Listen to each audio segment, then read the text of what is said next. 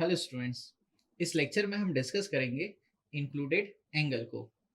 ना included angle क्या होता है और क्या इसका कॉन्सेप्ट होता है, इसे डिटेल में डिस्कस करते हैं। ना इंक्लूडेड एंगल क्या होगा? जब कोई दो लाइनें किसी पॉइंट पर आकर के मिलेगी तो ये दोनों लाइनें, ये जो दोनों सर्वे लाइन होगी, ये जिस पॉइंट पर आकर के मिली है, तो दोनों लाइन के बीच में जो एंगल इंक्लोज करने वाली हैं ये दोनों सर्वे लाइन, उसी एंगल को इंक्लूडेड एंगल कहा जाता है। For an example, late us suppose एक कोई पॉइंट अपन ने कंसिडर किया। इस पॉइंट पर, पॉइंट का नाम देते हैं ओ। इस पॉइंट ओ पर लेट अस सपोज कोई दो सर्वे लाइन आकर के मिली है। सो नाम देते हैं ए और बी। सो एक सर्वे लाइन ए ओ और एक है बी ओ, ये एक पॉइंट पर ए पर आकर के मिली है। तो ये जो सर्वे लाइन है, दोनों सर्वे लाइन जिस पॉइंट पर आकर के मिली है, तो ये दोनों सर्वे लाइन जो एंगल को इनक्लोज करेगी, उस एंगल को ही इंक्लूडेड एंगल कहा जाएगा।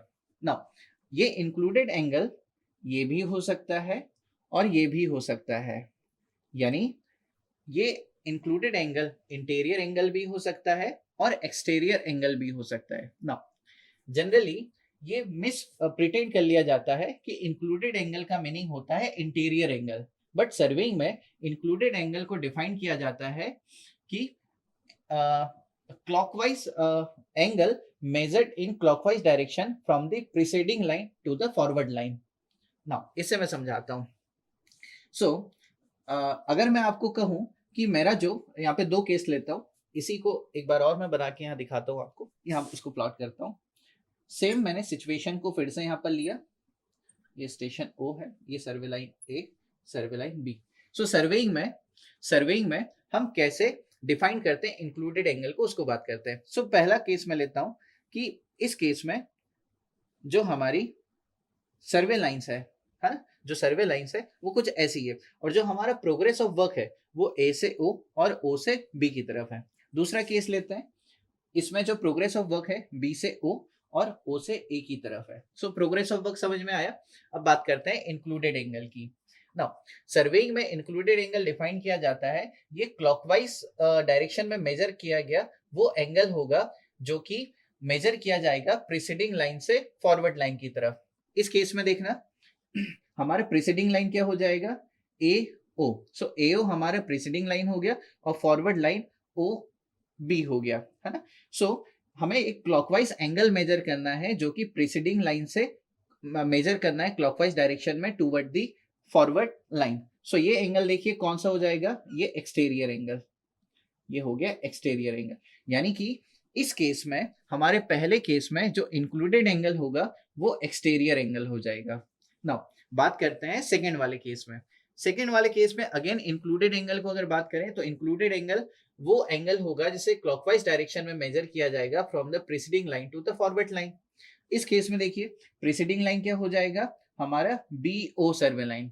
बी ओ सर्वे लाइन हमारा प्रीसीडिंग लाइन हो गया और ओ ए जो है हमारा फॉरवर्ड लाइन हो गया। सो हमें एंगल मेजर करना है क्लॉकवाइज डायरेक्शन में। नो अगर मैं क्लॉकवाइज डायरेक्शन में इसे मेजर करूं तो ये एंगल ये निकल के आ जाएगा।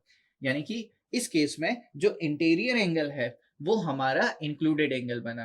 जैसे मैंने डिस्कस किया था कि ये मिस प्रिटेंड निकल के आता है कि included angle that means interior angle, but ये गलत होता है। सर्वेइंग में इंक्लूडेड एंगल इंटीरियर एंगल भी हो सकता है और एक्सटीरियर एंगल भी हो सकता है। ये डिपेंड कर जाता है कि क्लॉकवाइज डायरेक्शन में मेजर करने पर प्रीसीडिंग लाइन से फॉरवर्ड डायरेक्शन में वो इंटीरियर आ रहा है या एक्सटीरियर आ रहा है। इसे समझने के लिए एक और एग्जांपल ले लेते हैं। लेट अस सपोज हम पूरे ट्रेवर्स कंसीडर करते हैं। सो केस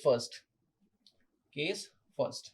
सो पहला केस ले रहे हैं हम, जब जो हमारा ट्रेवर्स है। सो व्हेन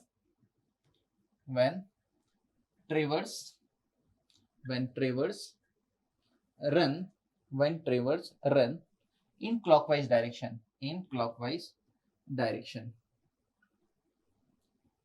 ना दूसरा केस लेंगे, केस सेकेंड। दूसरा केस हो जाएगा when traverse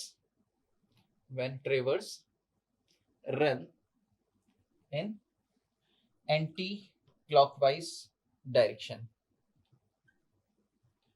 सो मैं क्या कर रहा हूं, क्लोज ट्रेवर्स ले रहा हूं. सो लेट अस सपोज ये मैंने कुछ ट्रेवर्स कंसीडर किया, तो ये ट्रेवर्स हो गए हमारे. दोनों ही केस में मैं सेम ट्रेवर्स कंसीडर कर ले रहा हूं ना. सो ये हमारे ट्रेवर्स हो गए. स्टेशंस को नाम देते हैं, let us suppose A B C D E और एफ.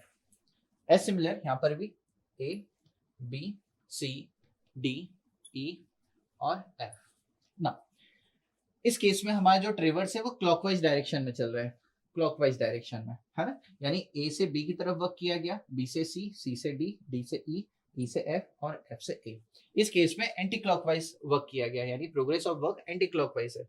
यानी ए से एफ, एफ से ई, ई से डी, डी से सी, सी से बी और बी से ए की तरफ ना. देखिए इस केस में अगर मैं इंक्लूडेड एंगल बताऊं, सो स्टेशन ए पर इंक्लूडेड एंगल देखते हैं. ठीक है, नाउ प्रीसीडिंग लाइन क्या हो गया, एफ ए. फॉरवर्ड लाइन क्या हो गया, A B. So preceding line से फॉरवर्ड डायरेक्शन में एंगल मेजर कर लीजिए. ये हो जाएगा included angle at A. So ये हो जाएगा हमारा included angle at A. As similar अगर मैं स्टेशन बी पर इंक्लूडेड एंगल बताऊं, सो प्रीसीडिंग लाइन हो जाएगा ए बी और फॉरवर्ड लाइन हो जाएगा बी सी. और प्रीसीडिंग लाइन से फॉरवर्ड लाइन का क्लॉकवाइज डायरेक्शन में जो एंगल हो जाएगा वो स्टेशन बी पर हमारा इंक्लूडेड एंगल हो जाएगा, that is included angle B. As similar C पर हो जाएगा, एस सिमिलर डी पर, एस सिमिलर ई पर, एस सिमिलर एफ पर. सो जब हमारा ट्रेवर्स क्लॉकवाइज डायरेक्शन में रन किया, सो हमारे जो इंक्लूडेड एंगल बने वो एक्सटीरियर एंगल्स बने. सो इस केस में जो इंक्लूडेड एंगल है, इंक्लूडेड एंगल्स है वो हमारे एक्सटीरियर एंगल्स है, एक्सटीरियर एंगल्स ना. अब बात कर लेते हैं सेकंड केस की. सेकंड केस जिसमें जो ट्रेवर्स है वो एंटी क्लॉकवाइज डायरेक्शन में रन कर रहा है. इस केस में देखिए, इस केस में हमारा जो प्रीसीडिंग लाइन है स्टेशन ए पर, देखिए जो प्रीसीडिंग लाइन है वो कौन सा हो गया, ये हो गया बी ए. और फॉरवर्ड लाइन क्या हो गया, ये हो गया ए एफ ना. सो स्टेशन ए पर प्रीसीडिंग लाइन से फॉरवर्ड लाइन में अपन को एंटी क्लॉकवाइज डायरेक्शन में एंगल फॉर्म करना है. सो ये एंगल ये निकल के आया. सो ये एंगल हो जाएगा हमारा स्टेशन ए पर इंक्लूडेड एंगल. एज सिमिलर अगर स्टेशन एफ पर मैं बताऊं, तो प्रीवियस स्टेशन एफ के लिए जो प्रीवियस लाइन हो गई वो ए एफ हो गई और नेक्स्ट लाइन जो हो है वो एफ ई हो गई. सो प्रीवियस लाइन से नेक्स्ट लाइन में क्लॉकवाइज डायरेक्शन में जो एंगल बनेगा वही हो जाएगा हमारा इंक्लूडेड एंगल. ये हो गया इंक्लूडेड एंगल एफ और स्टेशन एफ. एज सिमिलर ये हो जाएगा ई, ये हो जाएगा डी, ये हो जाएगा सी और ये हो जाएगा इंक्लूडेड एंगल एट बी ना. सो इस केस में जो इंक्लूडेड एंगल है, इंक्लूडेड एंगल ये कौन सा बना, ये इंटीरियर एंगल बना, इंटीरियर एंगल.